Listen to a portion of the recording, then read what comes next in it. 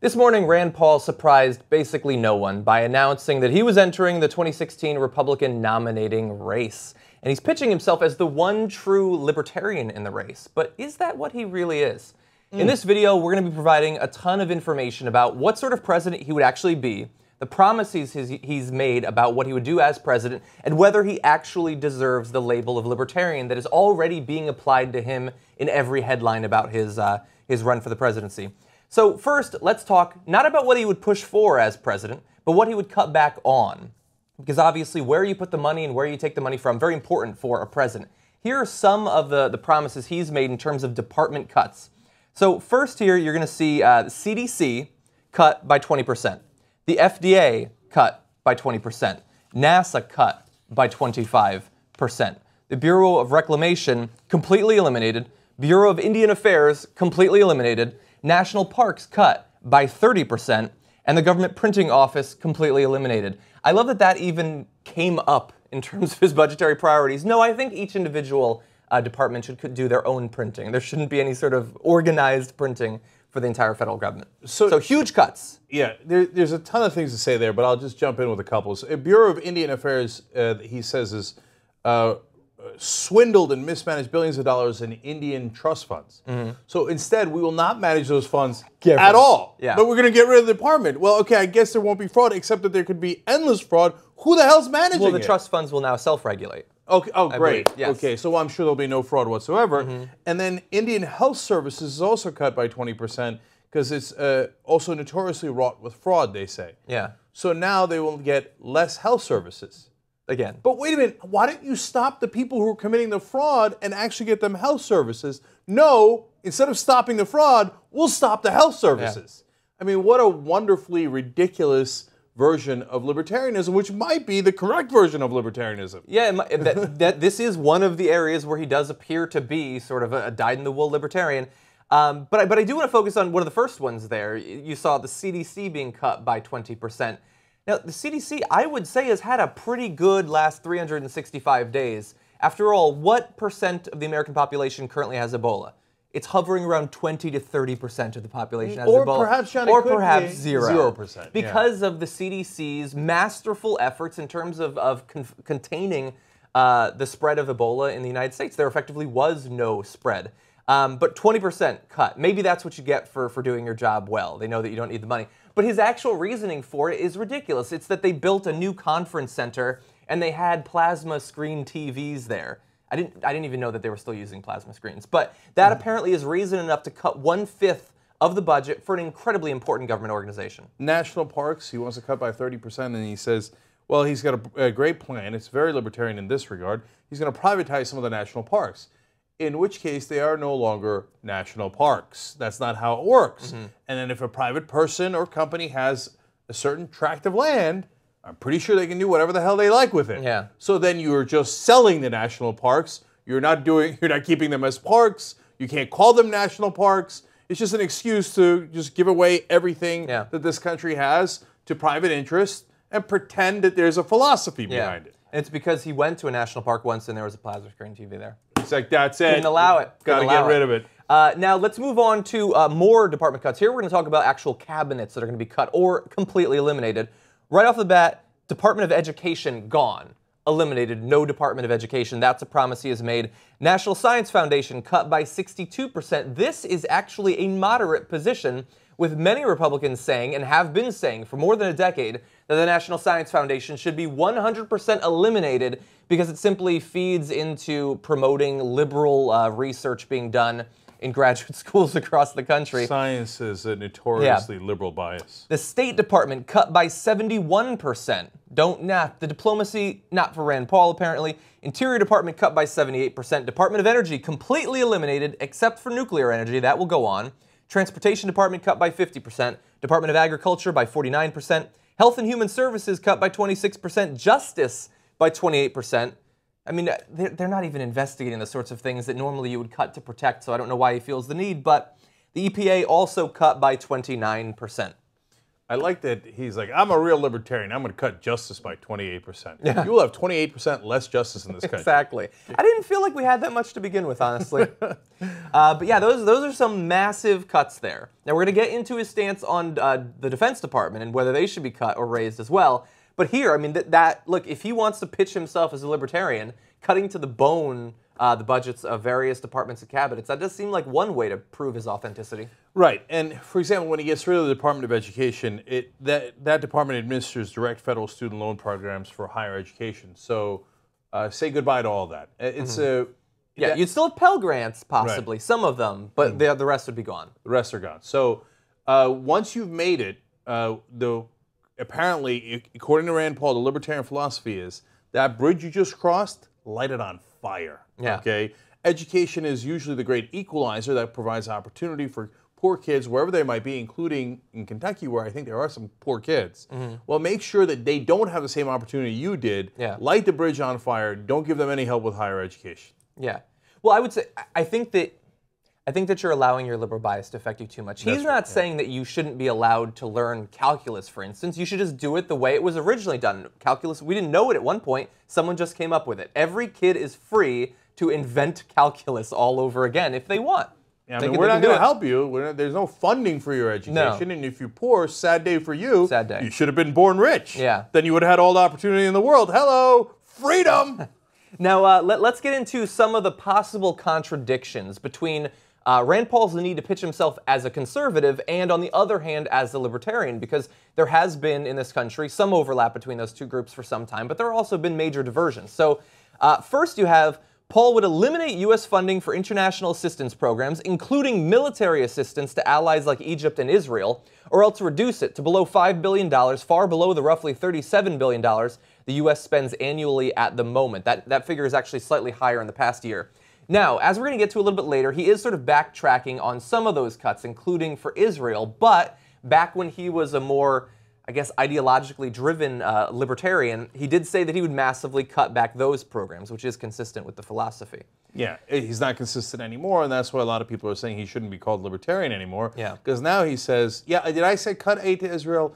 I meant I'm running for president on the Republican side, so I meant increase aid to Israel. What part of that is libertarian? Well, actually, I want to show directly the hypocrisy there, or I guess the evolution. The first that you're going to see is February 2011. I'm not singling out Israel, speaking about the cuts he wants to make. I support Israel. I want to be known as a friend of Israel, but not with money you don't have. So there, in February 2011, saying he would make cuts to basically everyone who receives this economic aid, including military aid.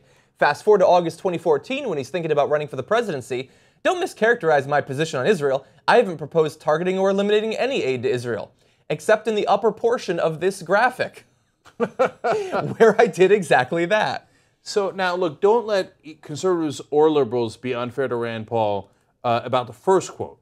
He has nothing against Israel. That part is true. He's saying, look, it's the correct libertarian position to say we should eliminate foreign aid and wean people off of it. And back then he was talking about, I'm trying to help Israel because I'm a libertarian who believes that if I get you hooked on my money, it's not going to help you, it's going to hurt you. Bootstraps. Right? So he wanted to do the same thing for Israel that he wants to do for the poor and the middle class here. Take away all the money and wish you good luck, right? And that applied to all countries, and it was even and it was fair. His new position is, that's not politically tenable in a Republican primary. So never mind, I'm going to be a wild, enormous hypocrite about this. And according to his initial libertarian ideology, he's going to hurt Israel by giving them more aid. Yeah. Right? So which one is it, Rand? Yeah. Yeah, exactly. I mean, you have to choose between one of the two. And the thing is, like, he first has to win the primary, obviously, but then he's going to go out and he's going to want to win the general election. And I think, honestly, some of his previous 3 or 4 years ago positions actually would have been somewhat popular, I think, in a general election, especially against someone like a Hillary Clinton, who is going to have a hard time shedding the image of her being a relatively hawkish Democrat in a country that perhaps isn't interested in that anymore. But he's gone a long way since then. This is some of the things he would do that would affect the poor in this country. Paul would either eliminate or render non-refundable the Earned Income Tax Credit and the Child Tax Credit. The former is the U.S.'s most significant cash transfer program for non-elderly poor, and the latter also provides substantial assistance to low-income people. Those would be either eliminated or made non-refundable. So significant damage being done to the poorest in this country. Now, let's be fair to Rand Paul again, though. He is thinking of creating a new department, the Department of Bootstraps.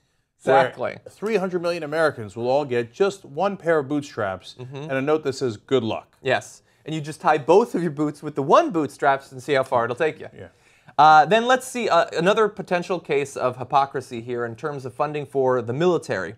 He offered a budget amendment last month to boost military spending by about 16% over 2 years, the same amount hawks like Senator Lindsey Graham and Marco Rubio had supported.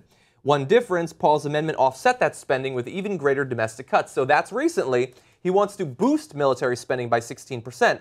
But for years now, the budget he has been putting out said that we should cut the military spending by somewhere around $164 billion per year. And so before, we need cuts to the military. Now, we're going to raise it. We're just going to take the money from somewhere else, perhaps from you poor folk. Okay, but now you can't call yourself a libertarian anymore. Now, we gave you his positions that are on the libertarian side, even if we think it is draconian, right? But these are not libertarian positions. These are just sellout positions. Yeah. These are GOP consultant told me to do this, Yeah. so now I'm doing it. And look, maybe he pulls it off. Maybe he threads the needle between populist libertarian and establishment Republican enough that he gets enough votes to win. It really is possible, Yeah. okay? I'm not discounting that at all. I actually think he's got a decent shot at doing that, right? Or he just turns into a GOP clone created by the consultant class, right?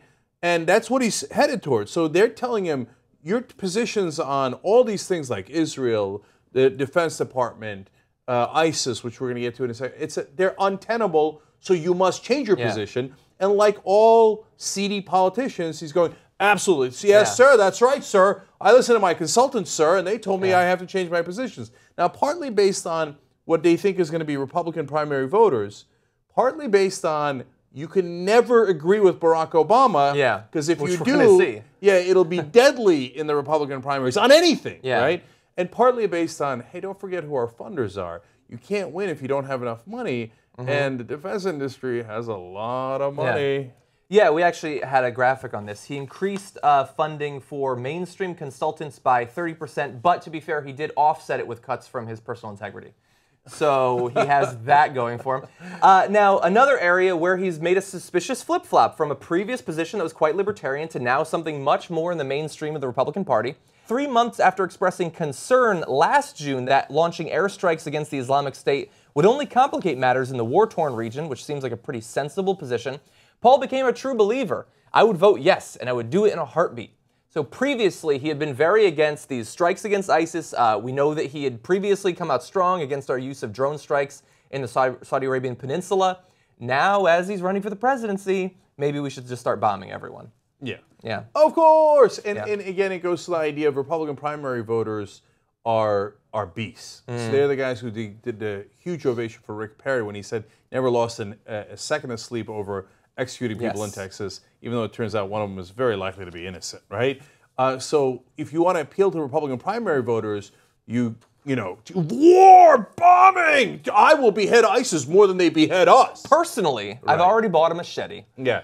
And so otherwise you're going to be soft on terrorism, et cetera. Yeah, exactly. Look, so in the end, you have a mixed bag here, right? I mean, as he backpedals from a lot of positions, you've got a guy who is, yes, draconian when it comes to the budget. And why is he doing that, by the way? So he cuts all those departments. We didn't even talk about how he would partly privatize Social Security, completely privatize Medicare. Establish a flat tax, which we'll do another whole video about at some point. So thereby destroying two of the most popular, the two most popular programs in America, according to the public opinion polling. Social Security and Medicare are #1 and #2 most popular programs. And he would completely and utterly change them in a way that they would be unrecognizable, right? Privatized Medicare. Well, yeah, we already have privatized healthcare, right? That's the thing that was so bad we had to fix it, and that created all these people who don't have healthcare, et cetera. And why is he doing all that? Because so he can do the flat tax, so that he can say, oh, I don't need any money to run the government. You see, I obliterated, I just nuked the government, right? And so rich people don't have to pay as much taxes.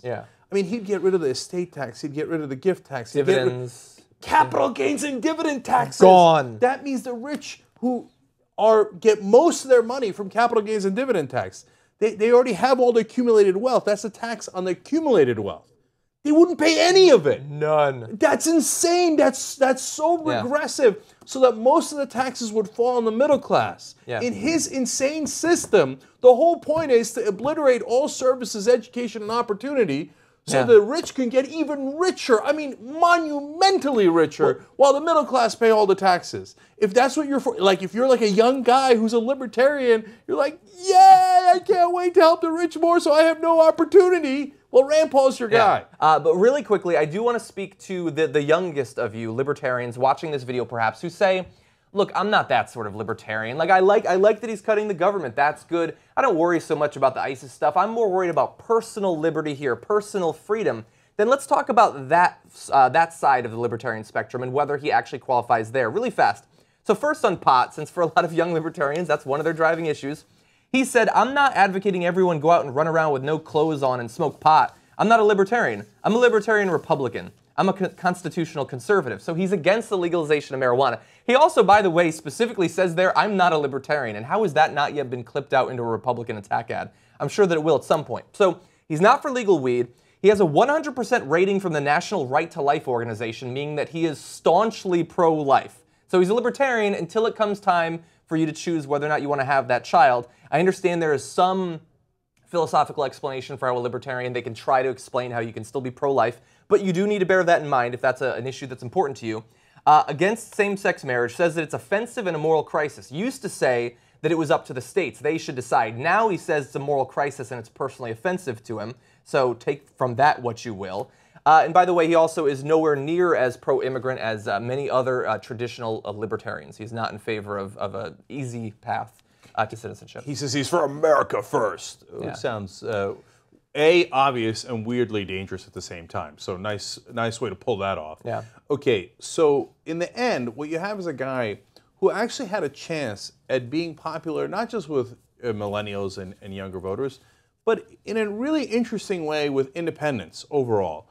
If he had stuck to his positions on, hey, no, let's be honest about what's happening with marijuana, right? Mm-hmm. He's still in the camp of we need reform in how we sentence marijuana users. Yeah. But if he'd just gone and said, look, the real libertarian position is, of course, marijuana should be legal, right? Mm-hmm. If he'd said, I'm in favor of gay rights, which, again, younger voters, independents generally agree with, if he'd stuck with all these positions where he say, I'm going to be fair and say, let's cut all foreign aid, including to Israel, because we don't think it helps them, right? Yeah. Let's stop bombing in the Middle East. That's a real, but he didn't stick with any of those positions. Yeah. The only positions left are, like I said, destroying the government to help the rich. So in which case, you're not really a libertarian, you're just a douchebag conservative, very mainstream Republican, you're just more radical than the other mainstream Republicans. Yeah. And that's not really that interesting a candidate.